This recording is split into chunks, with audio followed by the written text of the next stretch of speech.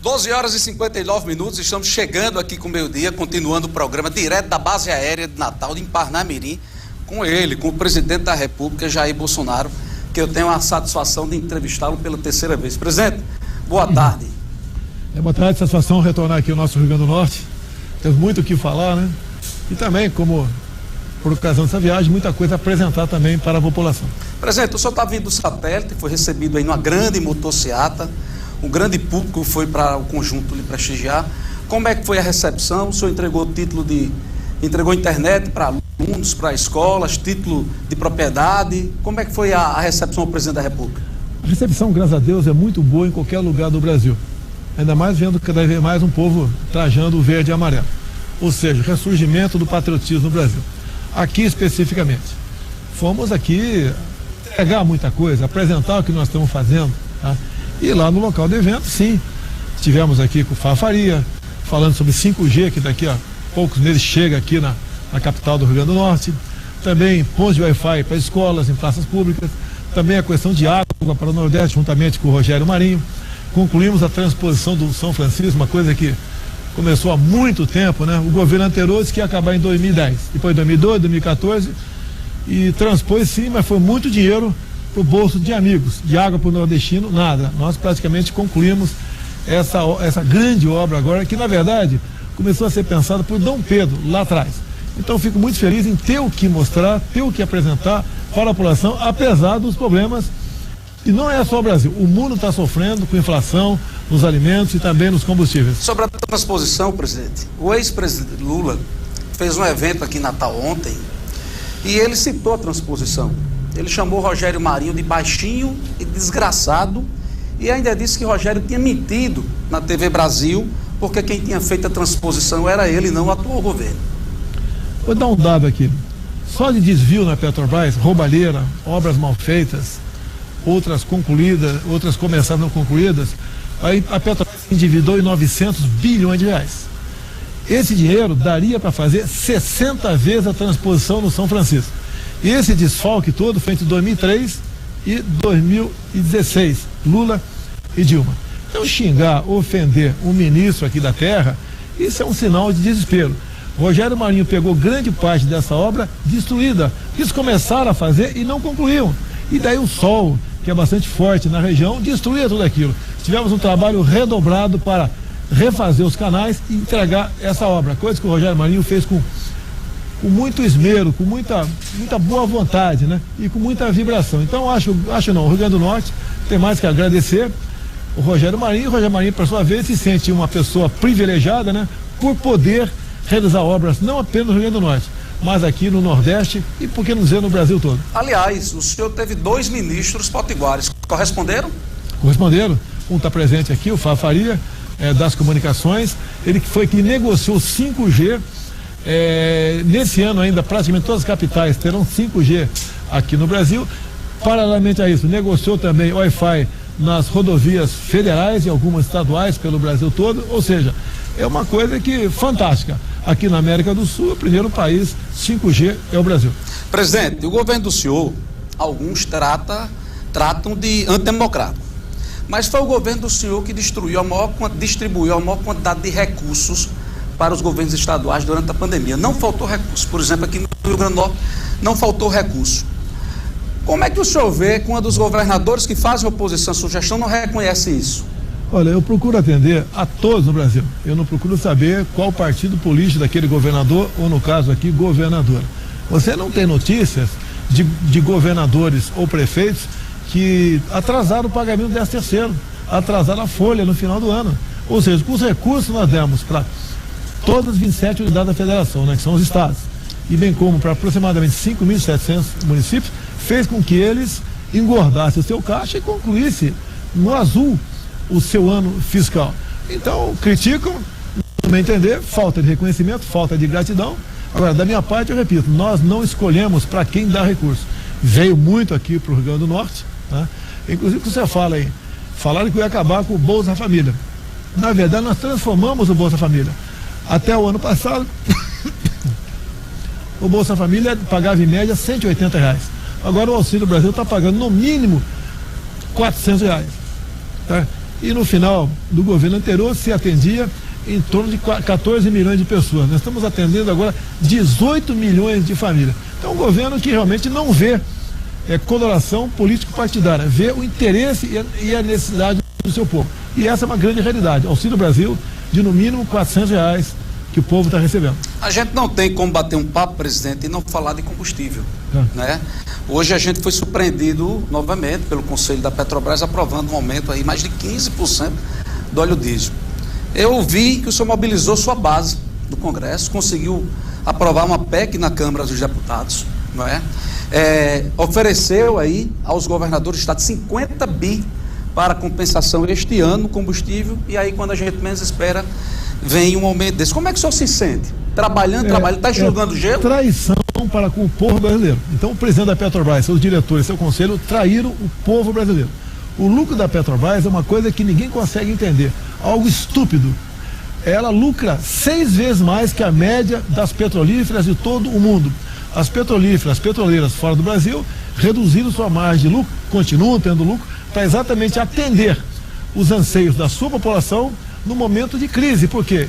Isso tudo é fruto de uma guerra longe do Brasil. A Petrobras, para você ter uma ideia, só no primeiro trimestre desse ano lucrou 44 bilhões de reais. E você tem como reduzir essa margem de lucro, porque está previsto na lei das estatais que ela tem que ter um fim social. E ela não se preocupa com o social, se preocupa apenas com o lucro. Então eu conversei agora há poucos minutos, com o Arthur Lira, ele está nesse momento reunindo com líderes partidários, e a ideia nossa é propor uma CPI para investigarmos o presidente da Petrobras, os seus diretores e também o Conselho Administrativo e Fiscal. Porque nós queremos saber se tem algo errado, né, nessa conduta deles, porque é inconcebível se conceder um reajuste com combustível lá em cima e com os lucros exorbitantes que a Petrobras está tendo. O senhor vê alguma luz no fim do túnel nessa crise? Olha, nós queremos também, olha só, quando eu troquei o ministro das Minas e Energia, ele tem carta branca para mexer no que está abaixo dele. Ele está 30 dias tentando trocar o presidente da Petrobras e o Conselho. O Conselho não se reúne para dar o sinal verde para ele, ou seja, estão boicotando o ministro das Minas e Energia. Porque com a troca, nós podemos botar gente mais competente lá dentro para poder entender o fim social da empresa e não conceder esse reajuste que destrói a economia brasileira, leva inflação para toda a população, leva perda de poder aquisitivo para toda a população que já vive numa situação bastante crítica no tocante ao seu poder aquisitivo. Entendo que uma comissão parlamentar de inquérito, uma CPI, investigando o presidente, os diretores e o pessoal dos conselhos, nós vamos botar um ponto final nisso. Agora, a coisa mais importante é trocar o presidente e os diretores da Petrobras. Esperamos poder conseguir fazer isso nos próximos dias, que não depende de uma canetada do ministro. Tem que negociar com o Conselho. É uma coisa inconcebível. Quando acontece qualquer coisa de errado na Petrobras, né, ou algo que ninguém entende, como esse reajuste, bota uma conta em mim e no ministro das Minas e Energia. Hoje nós não temos poder de interferir diretamente nessas questões na Petrobras. A CPI é o caminho. Colocar a nu todos aqueles que comandam, né, esse processo irracional de aumento de combustíveis no Brasil. Presidente, o senhor veio aqui entregar obras. Aqui no Rio Grande do Norte nunca teve um presidente da República que entregou tantas obras. O senhor falou da transposição do São Francisco, a gente tem aqui o VLT, a gente tem o 5G, a gente tem as obras urbanas de Natal, que há mais de 20 anos não foi movimentada absolutamente nada, e está sendo agora tudo com convênios com o governo federal. O senhor acha que em algum momento tem algum desequilíbrio entre essas muitas gestões, essas muitas ações do governo federal, do governo Bolsonaro, e o sentimento que a população tem, principalmente no Nordeste? Você pega aí quem governou o Brasil de 2003 a 2015, tá? Foi dois governos, né, marcados por corrupção. Era toda semana, tinha 2, 3 escândalos de corrupção aí na mídia, nas televisões, nos jornais, nos rádios. Isso acabou. Obviamente, quando você começa a usar o dinheiro público com responsabilidade, as obras aparecem. Agora, eu digo mais, se o Rio Grande do Norte não teve mais, é falta da governadora entrar em contato conosco. Eu não me lembro de ter apertado a mão da governadora ao longo de 3 anos e meio. É só fazendo oposição, pegando dinheiro do governo e fazendo oposição. Eu digo para vocês, nós sempre estivemos com a mão estendida para todos os governadores para buscar alternativas, soluções para o seu respectivo estado. Então, não vieram fazer política aqui no Rio Grande do Norte, mas a população agora, em outubro, né, para todo o Brasil, vai ter oportunidade de escolher gente melhor para administrar o seu estado. O senhor falou na governadora, a gente tem que falar do PT. Tem que falar do PT, fala do Nordeste. O senhor acha que o Nordeste virou petista? Presidente, senhor, como é que o senhor sente o calor do Nordeste? Excelente. Tá? Você pode ver. Nós aprovamos um projeto de lei para reduzir o ICMS dos combustíveis, ou seja, reduzir o imposto de combustível. Como é que votaram os senadores do PT há poucos dias no Senado? Todos votaram contra o nosso, ou seja, para manter o preço do combustível lá em cima.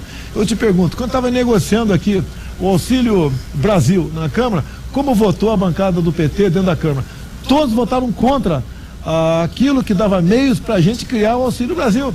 Ou seja, é um governo, é um partido que está aí sempre buscando o apoio do povo, mas tentando boicotar, sabotar quem está no governo.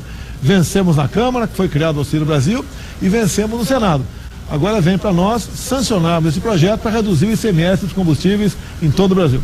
O senhor fez a campanha em 2018 com as bandeiras Pátria, Família e Deus. O senhor governa, toda entrevista que o senhor pode, o senhor cita isso, sempre fala da família, da questão do conservadorismo. O senhor deverá ser candidato, é pré-candidato a presidente da República. Vai continuar defendendo essas bandeiras? Acha que é isso que o brasileiro necessita? Olha, as coisas materiais que disse aqui, a gente está buscando soluções, porque os problemas se fazem presente no mundo todo. Essa questão tem a ver com o sentimento, com a alma, com o coração do brasileiro. Nós temos um país com mais de 90% de cristãos. Então, Deus, Pátria, Família é uma coisa que está em nosso meio. Eu sou cristão. Por exemplo, eu sou contra o aborto, o outro lado é favorável. Eu sou contra a ideologia de gênero, o outro lado é favorável. O que é ideologia de gênero? Ninguém quer para o seu filho de 5, 6 anos de idade aprender a fazer sexo na escola. Nós somos contra a liberação das drogas. O outro lado é favorável à liberação das drogas. Imagine um filho viciado em casa e a desgraça que não é. Por exemplo, nós defendemos que bandido tem que ir para a cadeia. O outro lado diz que o assaltante de celular pode roubar, matar um filho teu, um parente, um pai, um avô na rua em troca do celular, e diz que aquilo é um direito dele para tomar uma cervejinha no botequim à noite. Há uma diferença enorme entre o nosso governo e esse do PT, da esquerda que está aí. Eu digo a vocês, as questões materiais a gente supera e a gente vence, como estamos fazendo, porque olha só, enfrentamos uma pandemia. Eu não mandei fechar nada no Brasil todo. Aqui no Rio Grande do Norte, a governadora insistiu em manter o pessoal dentro de casa. E a economia foi abalada em função disso. Estamos recuperando, estamos ajudando, inclusive, os governadores e a população. Lá atrás com o auxílio emergencial, agora com o Auxílio Brasil. Mas essas questões que têm a ver com a família é importante para todos nós. Não podemos negar isso aí. A família é a base da sociedade. Todos nós queremos uma família e preservamos por ela. O outro lado quer destruir a família cada vez mais. E você vê até pelo posicionamento desse outro que está do lado de lá do balcão, vamos assim dizer. Quando se fala em violência, por exemplo, eu defendo a arma para o cidadão de bem. Nunca se vendeu tanta arma legal no Brasil como atualmente. E o número de mortes por 100 mil habitantes, mortes por arma de fogo, tem diminuído ano após ano. E a arma é uma maneira de você dormir em paz, de você garantir a segurança da sua família. Se alguém tentar entrar na tua casa, fazer uma maldade com a sua esposa, com os seus filhos, você tem como reagir. O outro lado quer desarmar o cidadão, mas não fala como desarmar a bandidagem que temos por aí. Então, uma diferença enorme entre nós. Você pode ver, esse governo anterior emprestou dinheiro para ditaduras do mundo todo, inclusive para a Venezuela. Eu sempre falo, quando estou lá na região sudeste, né? Olha, Belo Horizonte não tem metrô, mas Caracas, capital da Venezuela, tem metrô. Dinheiro que veio do BNDES, que o Lula mandou para lá. E Caracas e Venezuela não paga nada no tocante a isso, deu calote em nós. Emprestou dinheiro também para Cuba, entre tantos outros países ditatoriais. A grande maioria não pagou nada para nós.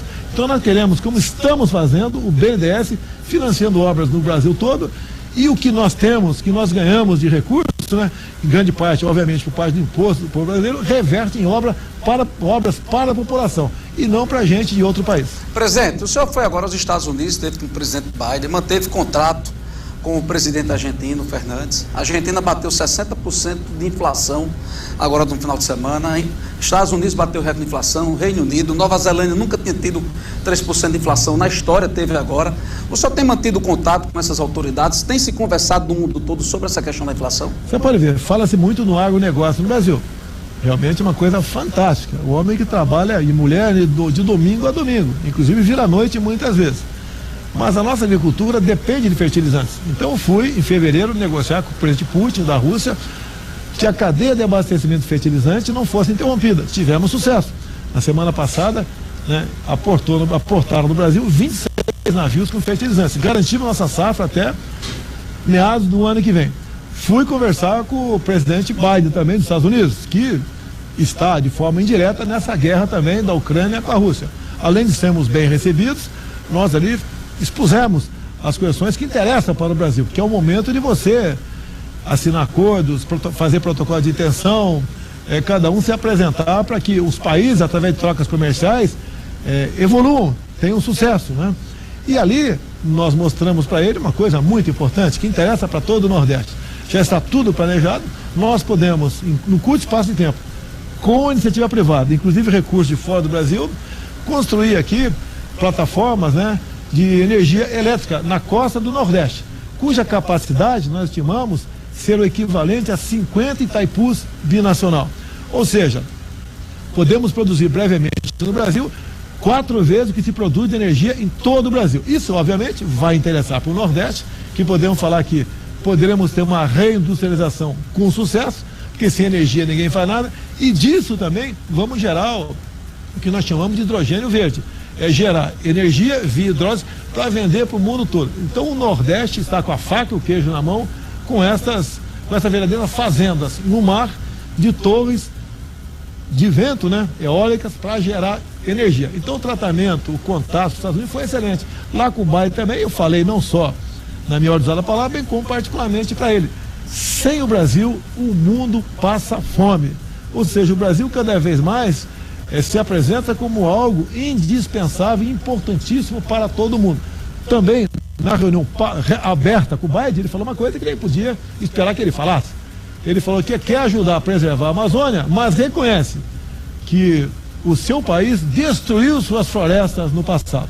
E eu falei para ele, nós estamos fazendo o possível para preservar a Amazônia, e agora, o Brasil tem 2/3 da sua área preservada. 2/3 da área do Brasil está exatamente igual quando Pedro Álvares Cabral descobriu, a gente aqui, né, descobriu o Brasil em 1500. Então o Brasil é isso, que cada vez mais tem se apresentado para o mundo. E a nossa política externa é fantástica. O mundo todo nos procura, faz negócio conosco.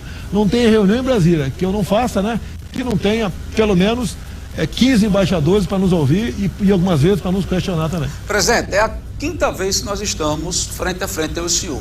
Eu entrevistei o senhor em 2018, entrevistei o ano passado para o Brasil todo lá no Planalto, estou entrevistando agora e tivemos 2 oportunidades de bater papo com o senhor. Cada vez que eu lhe vejo, o senhor está mais cansado. O senhor está com 3 anos e meio de gestão. Será candidato à eleição. O que é que o senhor faria diferente se reelegendo presidente? Tem coisa que eu não consegui fazer dada a pandemia. Eu tinha um plano para a educação que lamentavelmente ficou em parte pelo caminho. Eu queria, além de criar colégios militares nos estados cujas capitais não tinham, a gente queria potencializar e muito as escolas civis militares, que o outro lado diz que vai acabar com isso aí. Então na questão da educação é um V0. Quando você pega cidades como Bagé, Rio Grande do Sul, tem 2 escolas civis militares, o prefeito fica insistindo para a gente criar mais. Que os pais querem botar os filhos numa escola onde ele vai aprender alguma coisa, não um local onde fica basicamente, em muitos locais, sem comando. Então é uma questão dessa. A questão de obras inacabadas, eu priorizei os meus ministros para acabarmos essas obras, porque fica mais barata para ser concluída, em muitos casos, e nós podemos dar uma satisfação do que estão fazendo com o dinheiro público. Nós não queremos obras para dizer que são minhas, nós queremos obras terminadas que sejam úteis à população. Por exemplo, nós estamos ampliando aqui a questão da infraestrutura. Cada vez mais era o Tarcísio, agora mudou o ministro. O Tarcísio agora é um pré-candidato lá por São Paulo. Nós estamos priorizando e cada vez mais potencializando a questão da infraestrutura. Nós conseguimos aprovar no Congresso um novo marco das ferrovias. Já temos pedido de contratações no Brasil para 20 mil quilômetros de ferrovia no Brasil. Vamos terminar esse ano, né? Não é obra do governo, mas o governo colaborou com licenças, com desburocratização. Vamos inaugurar esse ano a ferrovia Norte-Sul, 4.100 quilômetros que pega do Maranhão, passa por Tocantins, Goiás e vai até o Porto de Santos, Rio de Janeiro. As outras ferrovias, como a Transnordestina, Ferrogrão, a FICO, que é a Integração Centro-Oeste, a FIOL, Oeste e Leste, também estão em andamento. Algumas serão concluídas no ano que vem, outras mais 2 ou 3 anos. Ou seja, é uma revolução no novo modal de transporte ferroviário do Brasil, que estava simplesmente esquecido. Isso vai fazer com que a troca de mercadorias aqui entre os estados, né, o transporte, barateie esses produtos na gôndola do supermercado. Vai fazer com que, por exemplo, o pessoal que produza no Centro-Oeste leve as suas mercadorias para o Norte, né, ou aqui para o Porto de Santos, ou até para a Bahia, entre outros locais, mais barato. Ou seja, um governo que investe. Também podemos dizer que a questão do transporte aquático também mudou bastante no Brasil. Hoje em dia nós facilitamos, né, e chamamos de BR do mar.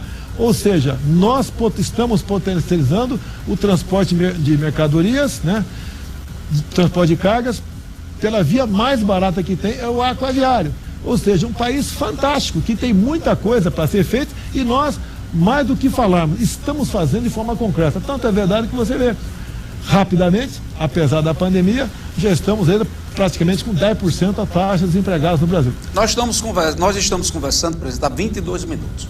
Mais de 12 o senhor falou de realizações do seu governo, no plano nacional e no plano local. O senhor, a gente que está do lado de cá, muitas vezes a pessoa não percebe essa quantidade de obras que o senhor está falando e de ações. Há um governo fora do que a grande imprensa mostra? Não há a menor dúvida. Você pode ver até há pouco tempo como eram escolhidos os ministros, os presidentes estatais e os presidentes de bancos. Era um critério político. Tal partido pegava um ministério, pegava uma estatal, outro pegava a Caixa Econômica, Banco do Brasil, e não tinha como dar certo. Isso tudo desagou em corrupção, que foi enorme no governo do PT. Ultrapassou a casa do R$ 1 trilhão. Tá? Conosco foi diferente. Eu tive a coragem de escolher ministros técnicos, presidentes estatais e bancos oficiais também. Se você olhar para a Caixa Econômica Federal, a Caixa Econômica hoje entrou no agronegócio, com uma taxa de juros bem menor do que o Banco do Brasil. A Caixa Econômica pode fazer isso, ela se pode dizer que é um banco do povo. O Banco do Brasil, em parte, é do povo, em parte é particular. E a Caixa Econômica investiu e muito na agricultura familiar. Quando você vê, nós entregamos mais de 350 mil títulos da reforma agrária para o Brasil. Nós tiramos a força do MST. E o elemento, o cidadão, quando pega o título, ele passa a ser um cliente de um banco. Ele diz que aquela propriedade é dele, ele sabe que as benfeitorias que fizer ali vai ser revertida para os seus filhos e netos, e ele não fica mais dependente, escravizado pelo MST. Então a Caixa Econômica tem uma parcela enorme nessa questão da titulação de terras pelo Brasil, que libertou aquele que estava escravizado pelo MST. Você vai, por exemplo, o Ministério do Desenvolvimento Regional, que estava com o Rogério Marinho. Nós temos mais de 20 mil obras para o Brasil. Grande parte são convênios que estão sendo levados, né, a cabo, né, ao longo do tempo. Você pega, por exemplo, outro ministro nosso que saiu agora há pouco também do turismo, Gilson de Pernambuco. Não se tinha notícia de Ministério do Turismo fazer obras. Nós fizemos mais de 1000 obras, concluímos outras tantas no nosso governo. Você pega o Ministério da Educação também, a questão de obras, né? A questão nós estamos investindo agora começou a chegar os livros do nosso governo nas escolas, porque nos 3 primeiros anos são livros de governos anteriores, você não pode jogar fora, tocar fogo e abrir nova licitação, você tem que usar esses livros. Veja o conteúdo desses livros nossos e veja antigamente. Agora um conteúdo que o pai, o avô, ou o tio, né, ou o irmão mais velho, tem o prazer de ler e estudar com a garotada. Ou seja, é um país que está mudando de verdade. E é o que eu digo para você, né? Sempre eu digo. Você temos um presidente hoje em dia que fala em Deus com o coração. E não por razões políticas. É um presidente que respeita os seus militares, os seus policiais, diferente do anterior que falou que policial não é gente. Um governo que defende a família, um governo que deve lealdade ao seu povo, que está no meio do povo e é tratado dessa forma, como vocês viram agora há pouco por imagem daqui.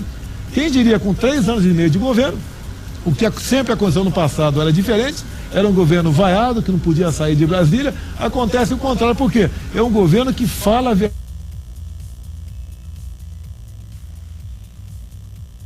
bateu sobre o mundo todo e sabe que por ocasião da pandemia, talvez ele tenha sido o único chefe de Estado do mundo que disse como deveria ser feito e não foi, porque o Supremo Tribunal Federal resolveu dizer que quem mandava no Brasil eram os governadores e prefeitos, e não o respectivo presidente da República.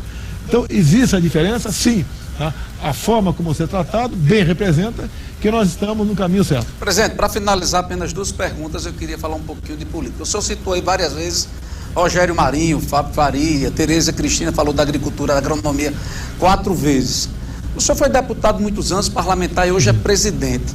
O senhor tem hoje a noção de que é mais importante, ainda é mais importante manter uma base sólida, e o senhor tem o país para tomar conta, mas o senhor vai viajar nos estados defendendo esses nomes nas suas candidaturas nos estados? Olha, no começo do meu governo foi difícil, porque uma parte considerável do parlamento achava que ia ser como em governos anteriores, onde era distribuído cargos e cada um fazia o que bem entendia para o benefício próprio. Isso mudou. Hoje em dia, a maioria do parlamento tem um outro comportamento e uma outra ideia. Juntos nós aprendemos que o Brasil estando bem, nós todos estaremos bem. E não apenas um parlamento ao outro. Estando bem, o Brasil vai estar bem. Então, essa foi a grande mudança que nós implementamos. E é reconhecida pela sociedade. Você não vê hoje em dia os ministérios mais importantes, como a infra, como a da agricultura, a saúde, até mesmo a defesa, na mão de políticos. Está na mão de pessoas técnicas. Alguns são até políticos, mas antes de tudo são pessoas técnicas. Essa foi a grande mudança implementada pelo nosso governo. Hoje você pode dizer que nós temos um parlamento bem diferente no passado, onde a sua maioria pensa e trabalha pelo futuro do seu país. O senhor teve uma mulher que deu um show na gestão no seu governo, a ministra Tereza Cristina. Ela pode ser sua vice? Olha, eu não escolhi ainda. Pode ser Tereza, pode ser o Braga Neto, pode até ser o Rogério Marinho que está aqui. O Fafaria não pode, porque como ele é presidente, não pode concorrer a nada nas eleições. Então está em aberto ainda. Tem especulações. Aí nós estamos abertos a conversar, a discutir, mas digo, tem 2 excelentes nomes, Tereza Cristina e Braga Neto no momento. Olha, a gente está encerrando o nosso combinado com o nosso amigo Flávio, agradecer a SECOM, o pessoal do cerimonial, agradecer a Procomunicação, a Dunas TV, presidente, que está levando o nosso sinal do canal da Brisanet para Pernambuco, Paraíba, Alagoas e Ceará, além do Rio Grande do Norte. O blog do BG está transmitindo ao vivo junto com a 96 FM, batendo todos os recordes de audiência. Então a galera da Procomunicação também um abraço especial. Presidente, a gente está encerrando, quase 30 minutos de papo, e desejar boa viagem e agradecer ao senhor pela entrevista. Muito obrigado pela oportunidade. Estamos partindo para Belém do Pará e amanhã, se Deus quiser, estaremos em Manaus. Olha, a gente vai voltar para os estúdios. Um abraço a todos e um grande final de semana. Estamos